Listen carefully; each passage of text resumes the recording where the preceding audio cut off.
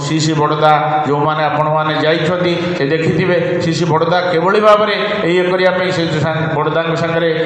बहु लोक मैंने भी बहु भक्त मैंने भी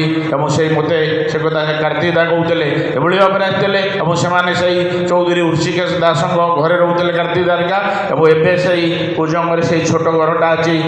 श्री श्री बड़दा जे के विश्वास करानी जे श्री श्री बड़दा जो मैंने देखिले जे श्री श्री बड़दा मंदिर प्रतिष्ठा कले 15 तारिख आसिले 16 तारिख सका से मंदिर प्रतिष्ठा कले से श्री श्री बड़दा पाखे किसी भक्त किसी गुरु भाई किसी कर्मी निवेदन करते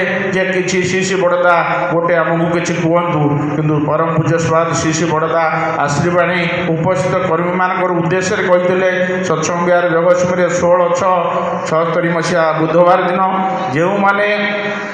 जो मैंने काम करती से प्रश्न न थाए से काम करू करू प्रश्नहीन हो जाती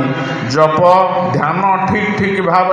करने हुए जप ध्यान ठीक मुताबक हेले ही काम करा जाए इष्ट स्वार्थ प्रतिष्ठा ही जीवन मूल उद्देश्य करने मु जहा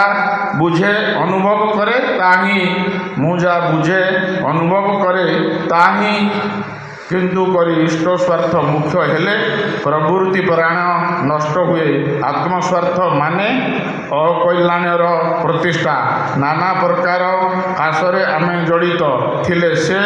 सबुरे मुक्त हेबाकु हेले इष्ट स्वार्थ प्रतिष्ठापन्न हेबाकु हुए एइटा ही मोर साधना और श्री श्री बड़दा